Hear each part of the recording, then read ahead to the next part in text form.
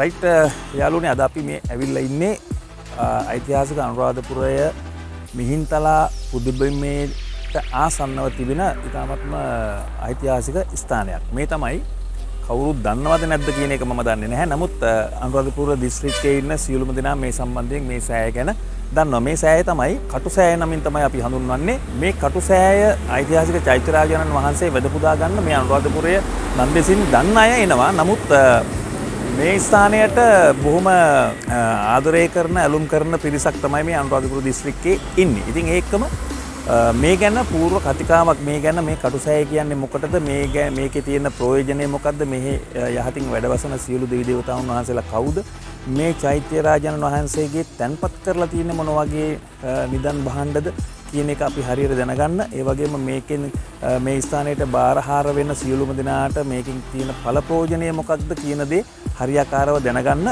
මම ඔයාලට මේ දැනුම් දීමක් කරන්නේ අපේ Travel with Lokkaiya YouTube channel එක හරහා. මේ ස්ථානයට එන්න ඒ වගේම පූජා වගේම බාරහාර කටයුතු වලට බොහොම උචිත ස්ථානයක්. මොකද මම බාරහාර වෙලා තියෙනවා. මගේ ඒ වැඩ කටයුතු සර්වපකාරයෙන් සාර්ථක වෙලා තියෙනවා. ඉතින් ඒක නිසා මම ඔයාලට බොහොම ගෞරවයෙන් ආරාධනා කර සිටින්නේ මේ මිහින්තලා පුද භූමිය අසල තියෙන මේ කටුසෑයට වැඳ නමස්කාර කරන්න පුද පූජා පවත්වන්න මේ ස්ථානයට එන්න කියලා. ස්ථානයේ තියෙන වැදගත්කම මේ ස්ථානයේ තියෙන ඓතිහාසිකකම වටිනාකම ගැන වචනයක් කතා කරන්න. එන්න යමු.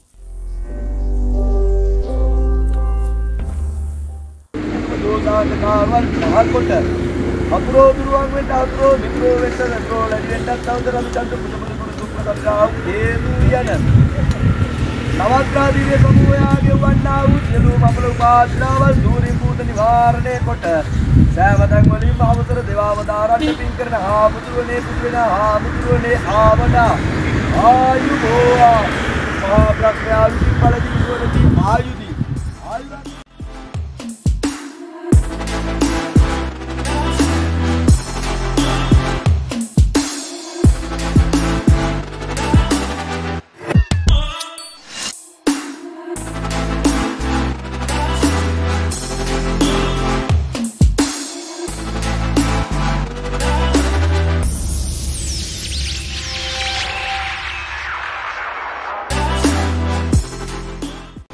රයිට් යාළුවනේ මේ මිහින්තලා පුදබිම අසල තමයි මේ කටුසෑය චෛත්‍යරාජානන් වහන්සේ යහතින් වැඩවසන්නේ.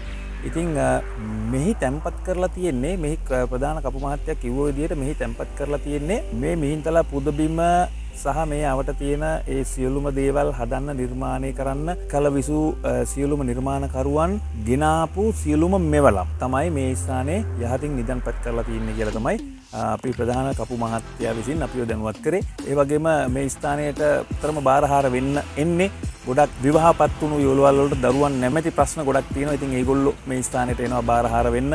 ඒකම තවත් අධ්‍යාපන කටයුතු වලට ඒ වගේම තවත් භූමිය සම්බන්ධ දේවල් වලට තමයි මේ ස්ථානයට ඇවිල්ලා බාරහාර වෙන්නේ. ඉතින් ඒක නිසා මගේ යාළුවනේ ඔයාලට අනුරාධපුර පැත්තේ ඉඳලා එනවා නම් මිහින්තලා පුදබිමෙන් තිරප්පනේ පැත්තට යනකොට මිහින්තලා රජමහා විහාරයට මෙහෙන් පාර අයිනෙම තමයි මේ ඓතිහාසික කටුසෑය චෛත්‍යරාජානන් වහන්සේ පිහිටලා තියෙන්නේ. ඉතින් ඒක නිසා ඔයාලට බොහොම හදවතින් ආරාධනා කරනවා මේ ස්ථානෙට එන්න, වඳින්න පුදන්න, බාරහාර වෙන්න. මොකද මගේ සියලු දේවල් ඉෂ්ටසිද්ධ වෙලා තියෙනවා මේ ස්ථානෙට බාරහාර වෙලා. ඉතින් බොහොම පූජනීය, බොහොම සුන්දර ස්ථානයක්. ඉතින් ඒක නිසා බොහොම ගෞරවනීය ආරාධනාවක් තියෙනවා ඔබ සැමටම මේ ස්ථානෙට එන්න.